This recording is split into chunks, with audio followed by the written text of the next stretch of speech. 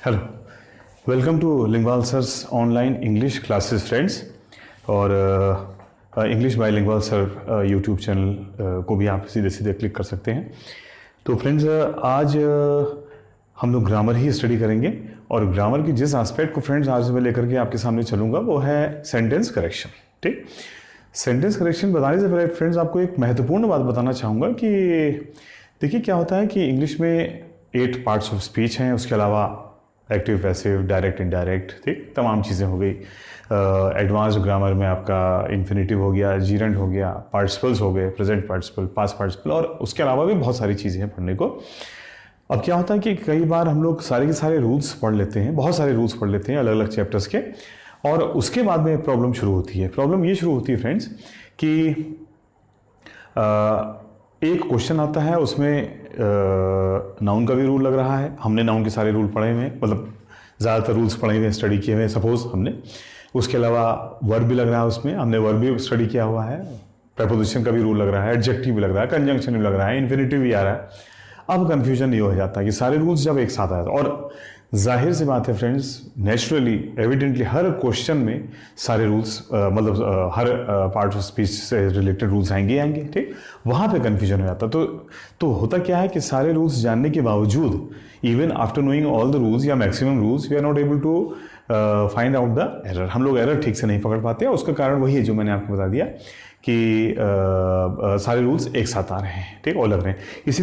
इसलिए मेरा अप्रोच, आप जो मेरे स्टूडेंट्स हैं वो जानते ही हैं, और जो नहीं जानते वो जान लें। मेरा जो अप्रोच है वो ये रहता है कि ठीक है, रूल्स हम लोग पढ़ेंगे ही पढ़ेंगे, लेकिन उससे ज़्यादा इंपॉर्टेंट है रूल्स जानने के बाद ही उनका एप्लीकेशन आता है। लेकिन एप्लीकेशन इज़ मोर इम्पॉर्टेंट, और कई बार तो मैं एप्लीकेशन से ही रूल्स बताता चला जाता हूँ। मतलब कई रूल्स हम लोग चैप्टर वाइज पढ़ते हैं, और कई रूल्स हम लोग, क्योंकि चैप्टर वाइज पढ़ने का एक लिमिट होती है, आखिर सालों साल तो हम लोग पढ़ नहीं सकते हैं रूल्स, तो चैप्टर वाइज पढ़ने की एक लिमिट होती है, ठीक। बेसिक रूल्स जो है वो चैप्टर वाइज होते हैं, और सेंटेंस में जाकर के फिर सारे रूल्स हम लोग एक साथ जब लगते हैं तो उसको उसी हिसाब से लेकर चलते हैं। तो समय ना वेस्ट ना करते हुए फ्रेंड्स, मैं कुछ सेंटेंसेस लूँगा, और उन सेंटेंसेस में फिर आपको बताते चलूँगा कि कौन कौन से रूल्स लग रहे हैं और क्या आंसर है, ठीक। एरर जानना भी इंपॉर्टेंट है, लेकिन उसमें क्या क्या रूल्स लग रहे हैं वो भी जानना बहुत इंपॉर्टेंट है, क्योंकि आगे आके जो रूल लग रहा है वो कहीं ना कहीं किसी दूसरे क्वेश्चन में एरर बन के भी आ सकता है। ओके, तो लेट्स स्टार्ट।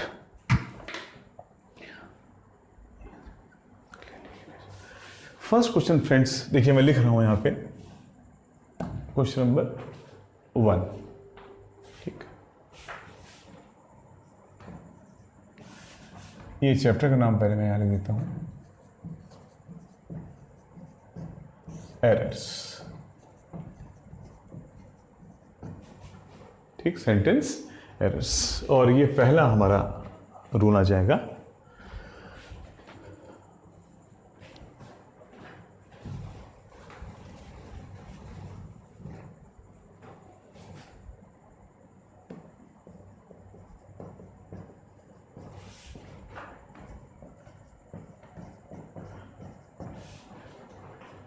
ठीक।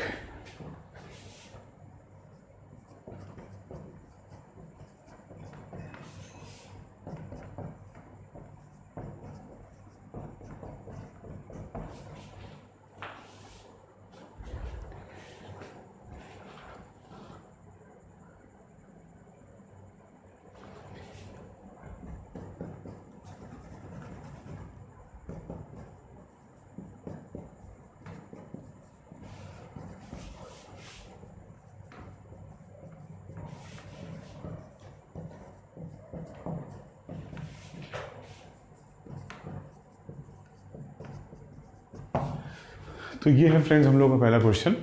आप देख सकते हैं इसमें लिखा हुआ है, हिज फेस गेव अस अ क्लियरली इंडिकेशन, ठीक, his face gave us a clearly indication that he was free from all his worries, ठीक।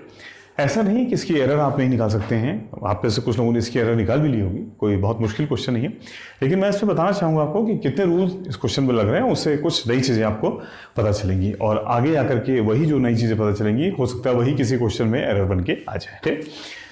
तो सेंटेंस करेक्शन में फ्रेंड्स ये याद रखिएगा कि 70% मिस्टेक्स, हर 10 में से 7 मिस्टेक कम से कम, या 6 मान लीजिए, 60% मिस्टेक्स कम से कम, minimum 60% mistakes related to verb होती है, रिलेटेड टू वर्ब होती है, किसी न किसी एंगल से डायरेक्टली या इनडायरेक्टली वो वर्ब पर घूम करके आती हैं। ठीक, तो सबसे पहले और सबसे इंपॉर्टेंट चीज होती है सब्जेक्ट वर्ब का कॉम्बिनेशन। तो हर क्वेश्चन में पहला काम हमारा ये होगा कि हम लोग सब्जेक्ट और वर्ब का रिलेशन एग्रीमेंट जरूर देखें, जो मैं ऑलरेडी आपको एक चैप्टर में कुछ चीजें उससे रिलेटेड बता चुका हूँ। आप उनको भी यूज कर सकते हैं और आपको जो अपने रूल्स आते हो या किताबों में पढ़े होंगे वो भी निकाल सकते हैं। आइए इसमें देखते हैं सब्जेक्ट क्या है। तो पहला सब्जेक्ट क्या है? सब्जेक्ट पता लगाने का एक मोटा तरीका यह है कि वर्ब को पकड़िए और वर्ब जिसकी बात करे वही आपका सब्जेक्ट है। जैसे यहाँ पे ये जो गेव अस आ रहा है, गेव है हमारा वर्ब और अस है हमारा ऑब्जेक्ट। गेव अस हमको दिया, तो देखते हैं भाई किसने हमको दिया, मतलब वो कौन है जो जिसने दिया है। यहाँ पे दो चीजें आ रही, हिज और फेस। तो हिज उसका, हिज का मतलब होता है उसका और फेस का मतलब होता है चेहरा। तो चेहरे ने कुछ दिया या उसके ने कुछ दिया, जाहिर सी बात है चेहरा हमारा नाउन है, ठीक, और वही हमको कुछ दे रहा है। क्या दे रहा है वो बाद में देखेंगे। तो फेस हो गया हमारा सब्जेक्ट। दो चीजें हैं, नंबर एक, ठीक, ये एक सब्जेक्ट है। जैसे ही सब्जेक्ट पता लगाइए सबसे पहले उसका सिंगुलर प्लूरल जरूर चेक कर लीजिए, ठीक। फेस है सिंगुलर, तो हमने लिख दिया सब्जेक्ट और फिर ब्रैकेट में सिंगुलर, ठीक। वर्ब आ रहा है हमारा give, gave, given, second form आ रहा है। इससे दो चीजें बड़ी क्लियर है।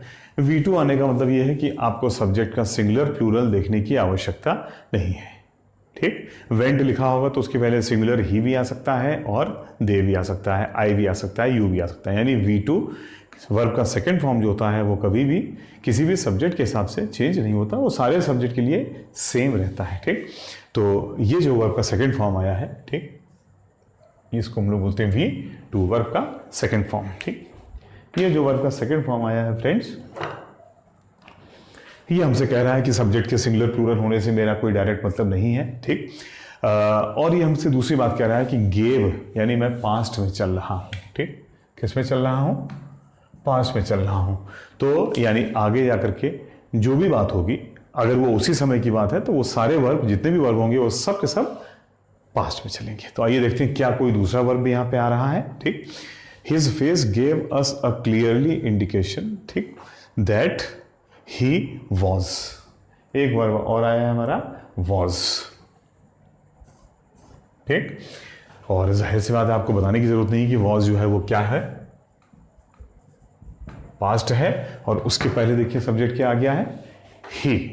बात तो सही है भाई, वॉज सिंगुलर होता है और ही भी सिंगुलर होता है, तो ही के लिए जो वॉज लगा है वो बिल्कुल सही लगा है। इससे एक बात निकल के आती है फ्रेंड्स कि हमारे सब्जेक्ट वर्ब तो ऐसा लग रहा है फिलहाल, इतना पढ़ते हुए लग रहा है कि सब्जेक्ट वर्ब हमारे दो आ रहे हैं और दोनों बिल्कुल सही हैं, ठीक।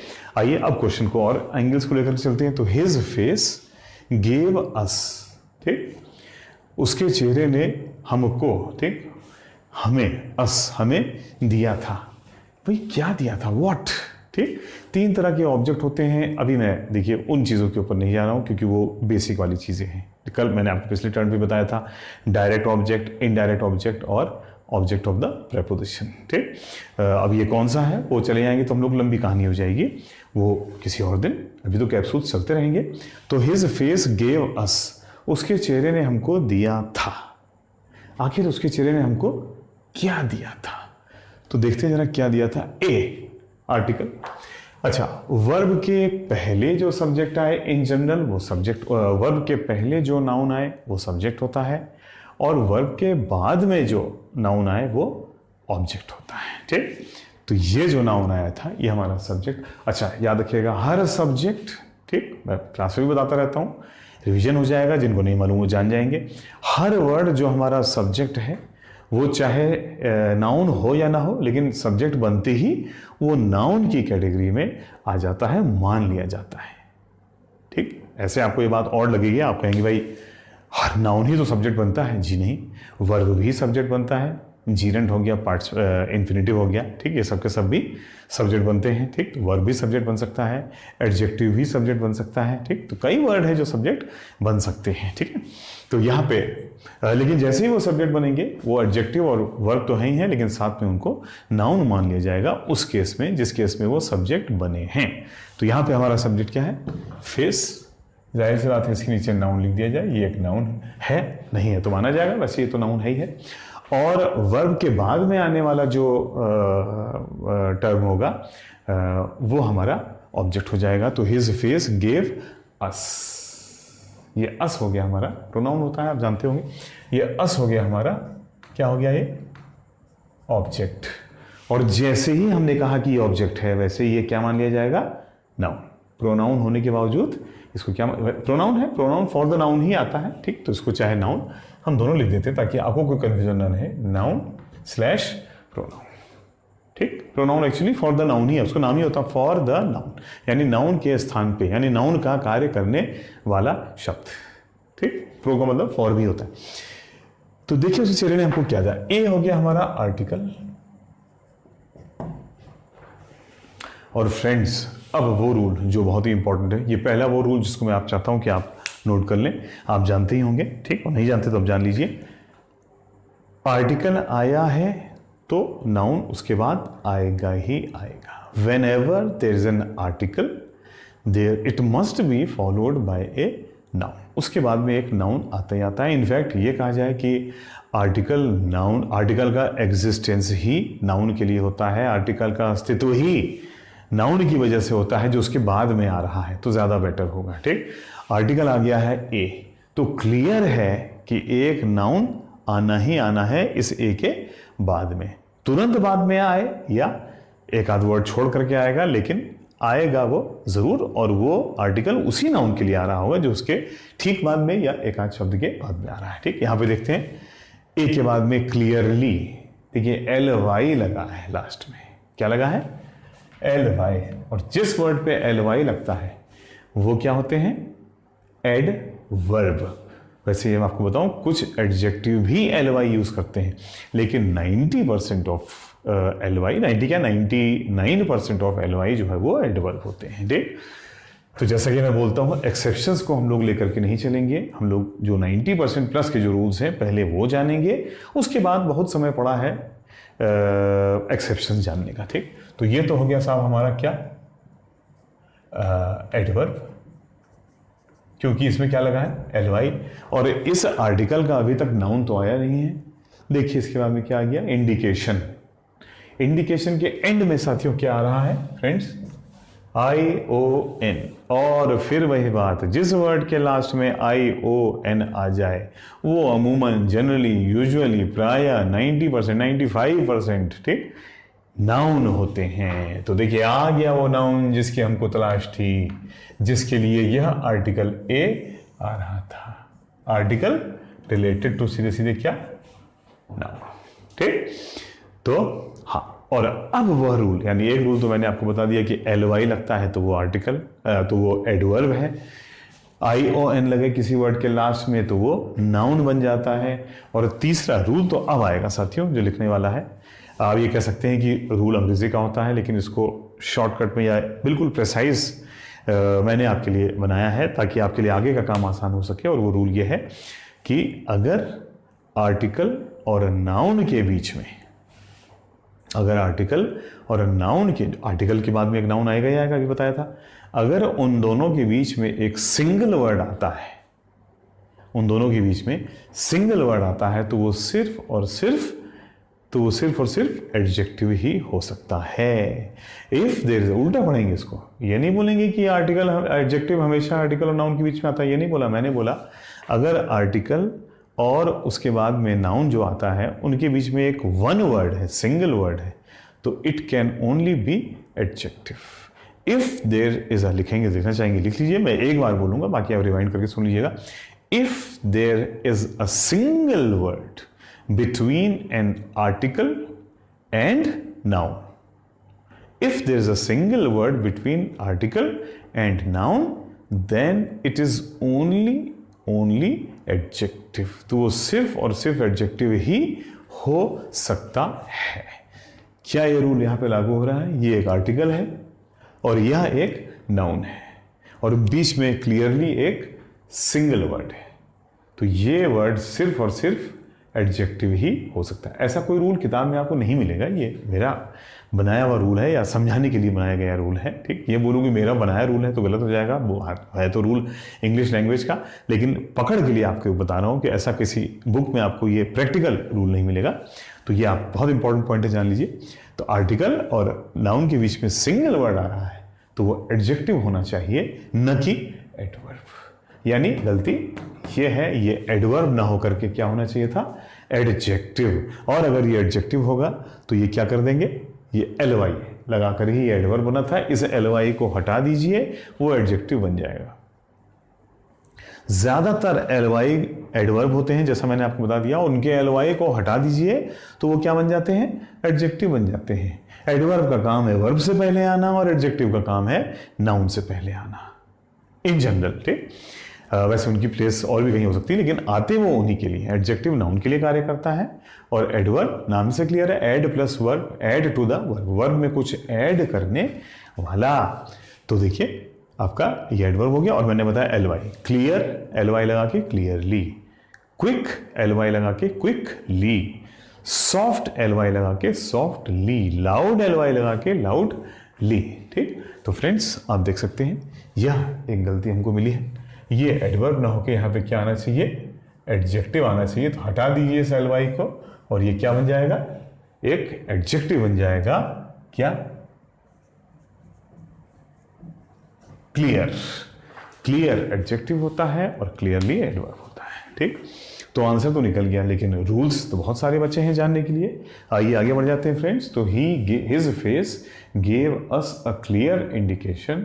यहां पे मैंने अभी आपको हिज के बारे में नहीं बताया है। इस नाउन से पहले हिज जो आ रहा है, क्या वो आपको फेस के बारे में कुछ ऐड कर रहा है, बता रहा है? हिज फेस, ठीक, किसका फेस? उसका फेस। ऐसा कोई भी पॉजिटिव वर्ड यानी बताने वाला, का के की बताने, उसका, उनका, ठीक, तुम्हारा, मेरा घर, तुम्हारा घर, ठीक, ऐसा कोई भी वर्ड जो उस नाउन का ओनरशिप बताता है वो एडजेक्टिव होता है इन जनरल। यानी हिज फेस, यहाँ पे इस फेस के बारे में कुछ ऐड कर रहा है भाई, वो बता रहा है किसका फेस? उसका फेस। माई फेस भी हो सकता था, यूर फेस भी हो सकता था, लेकिन ये क्या बना? हिज फेस, उसका चेहरा। ठीक, तो क्लियर है ये भी एक एडजेक्टिव है जो हमको किसी के फेस के बारे में, किसका फेस? उस व्यक्ति का फेस। ठीक, तो ये हो गया एडजेक्टिव। मैंने बताया था ना, एडजेक्टिव किसी नाउन से ठीक पहले आके जनरली उसके बारे में कुछ ऐड करता है। तो ये तो हो गया साथियों यहां तक की बात। हिज फेस गेव अस, उसके चेहरे ने दिया था हमको, अस हमको, इसको भी कभी डिटेल में पढ़ेंगे। अ क्लियर इंडिकेशन, एक स्पष्ट संकेत, दैट। इस दैट का मतलब आप लोग बता सकते हैं? दैट कई तरह से आते हैं, ये कौन सा वाला दैट है जरा देखिए। उसके चेहरे ने हमको दिया था एक क्लियर इंडिकेशन, एक स्पष्ट संकेत, दैट की। रूल नंबर 2 बहुत ही इंपॉर्टेंट रूल नंबर 2 की। ये कौन सा वाला दैट है? कई तरह के दैट होते हैं, ये दैट है कौन सा वाला? की वाला। हम अपने तरफ से इंग्लिश पढ़ा रहे, देखिए अपने तरीके से पढ़ा रहे हैं, नॉन टेक्निकल तरीके से पढ़ा रहा हूं फ्रेंड्स, टेक्निकल मिनिमम रख रहा हूं। ठीक, ये कंजंक्शन होता है जो दो सेंटेंस को जोड़ता है, लेकिन मैं उस एस्पेक्ट पे नहीं जा रहा हूं, मैं आपको हिंदी के हिसाब से बता रहा हूं। भाई हम हिंदी का फायदा भी लें इंग्लिश पढ़ते हुए, क्यों ना लें? ठीक, उसके चेहरे ने हमको दिया था एक स्पष्ट संकेत की। अब याद रखिएगा, वह दैट जिसका मीनिंग की होता है हिंदी वाला। ठीक, मैंने कहा था कि, उसने कहा था कि, मैंने देखा था कि अनिल जा रहा था, सुनील ने देखा था कि मार्केट बंद था। ठीक, राकेश ने देखा था कि वे सब हंस रहे थे, पढ़ रहे थे। ठीक, तो की जो दैट की वाला होता है, उसके बाद में याद रखिएगा हमेशा एक नया सब्जेक्ट आ जाता है। क्या आ जाता है? दैट की प्लस न्यू सब्जेक्ट। ठीक, ये हम लोग लिख सकते हैं चाहे तो यहाँ पे। रूल नंबर 2 मैं बता रहा हूँ, 1 आप ऑलरेडी लिख चुके होंगे। दैट कौन सा वाला? की वाला इज प्लस न्यू सेंटेंस। उसके बाद में एक नया सेंटेंस आया। तो किसी भी नए सेंटेंस का मतलब एक नया सब्जेक्ट और उस सब्जेक्ट का एक वर्ब। यानी आपके लिए एक शॉर्टकट हो गया कि जैसे ही हमने दैट को हिंदी करके देखा कि ये की वाला है, हमने तुरंत उसके बाद में देखा कि क्या नया सेंटेंस शुरू हुआ, क्या एक नया सब्जेक्ट वर्ब आया। अगर आया है ठीक है, ठीक, आगे बढ़ जाइए। आइए देखते हैं इसके बाद आया कि नहीं आया। कि ही, नया सब्जेक्ट, वॉज नया वर्ब। आगे देखिए न्यू सेंटेंस, दैट ही, ठीक, ये हो गया हमारा सब्जेक्ट नंबर 2, ठीक, और ये हो गया हमारा उस सब्जेक्ट का वर्ब। आगे देखिए की प्लस सब्जेक्ट प्लस वर्ब, की प्लस सब्जेक्ट प्लस वर्ब, ठीक। ही वॉज फ्री, ठीक, वह फ्री था, ठीक। फ्रॉम, देखिए बड़ा ही इंपॉर्टेंट, ये फ्रॉम क्या है, ये एडजेक्टिव होता है, मैं इसकी डिटेल में नहीं आ रहा हूं। ये फ्रॉम क्या होता है साथियों, प्रेपोजिशन। याद आया, मैंने आपको प्रेपोजिशन वाला रूल अभी 2 सेशन पहले क्या लिखवाया, 2 कैप्सूल इसके, ठीक, 2 कैप्सूल पहले, जिसमें हेल्पिंग वर्ब्स के बारे में मैंने सब्जेक्ट वर्ब एग्रीमेंट के बारे में बताया है। In that I have told you that after every, हर, या चलिए सॉरी वो दूसरे एंगल से है, ये दूसरे एंगल से चीज़ है। हर प्रेपोजिशन के बाद में भी आर्टिकल की तरह एक नाउन आता ही आता है, और फिर वही बात, प्रेपोजिशन का एग्जिस्टेंस भी उस नाउन के लिए होता है जो उसके बाद में आ रहा है, ठीक। मैंने आपको बताया था इन मार्केट, ठीक, ऑन द टेबल, ठीक, अंडर द टेबल, ठीक, फॉर अनिल, ठीक, फॉर प्रेपोजिशन है और अनिल हमारा एक नाउन आएगा, ठीक। तो याद रखिएगा हर प्रेपोजिशन के बाद में, देखिए rule number 3, preposition plus noun. Preposition is always याद रखिएगा followed by noun, ठीक। यानी रूल हो गया preposition प्लस नाउन। हर preposition के बाद एक नाउन आइबे करी, आएगा ही आएगा, ठीक। देखते हैं इस preposition के बाद में क्या नाउन आया। फ्रॉम, क्या ऑल एक नाउन है, सभी, लगता तो नहीं है। क्या हिज एक नाउन है, बिल्कुल नहीं, उसका, ठीक। क्या वरीज एक नाउन है, चिंताएं, बिल्कुल, ठीक। तो फ्रॉम के बाद में जो नाउन आया देखिए साथियों, वो ये नहीं है, ठीक, ये नहीं है, बल्कि क्या है, ये है फ्रॉम प्रेपोजिशन, और उसके बाद में एक आ गया नाउन, ठीक। और ये मैं आपको पहले बता चुका हूं कि प्रेपोजिशन के बाद में आने वाला नाउन कभी भी सब्जेक्ट नहीं हो सकता है, वो क्या होता है, ऑब्जेक्ट।